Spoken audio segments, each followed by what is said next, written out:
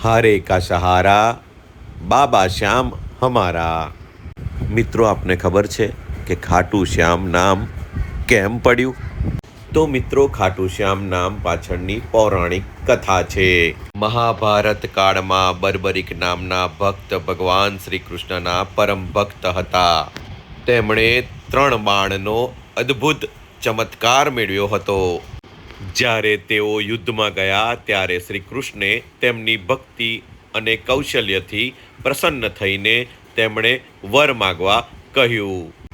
બર્બરિકે કહ્યું કે હે ભગવાન, મને એવું વર આપો કે કલયુગમાં મારા નામથી તમારી ભક્તિ થાય અને હું હંમેશા તમારા ભક્તોની રક્ષા કરી શકું।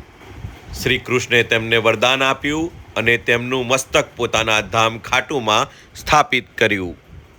તો મિત્રો તમને એક પ્રશ્ન થતો હશે કે હવે આ ખાટુ શ્યામ નામ કેમ પડ્યું? ખાટુ શબ્દનું કારણ બર્બરિકનું ધામ રાજસ્થાનના સિક્કર જિલ્લામાં આવેલું ખાટુ ગામ છે, તેથી તે ખાટુવાલા શ્યામ તરીકે પ્રસિદ્ધ થયા અને સમય સાથે ખાટુ શ્યામ નામ પ્રચલિત થયું।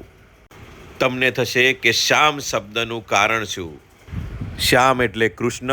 બર્બરિક ભગવાન શ્રી કૃષ્ણના પરમ ભક્ત હતા, એટલે તેઓ શ્યામ નામથી ઓળખવામાં આવે છે। ખાટુ શ્યામ નામ એક ભક્ત બર્બરિકની અદ્ભુત ભક્તિ, ત્યાગ અને ભગવાન શ્રી કૃષ્ણના આશીર્વાદનું પ્રતીક છે। તેઓ આજે પણ પોતાના ભક્તોની બધી મનોકામનાઓ પૂરી કરે છે। તો મિત્રો આપને આ વિડીયો ગમ્યો હોય તો લાઈક કરજો, શેર કરજો અને અમારી ચેનલ યોગેન્દ્ર વ્લોગ્સને સબસ્ક્રાઈબ કરજો।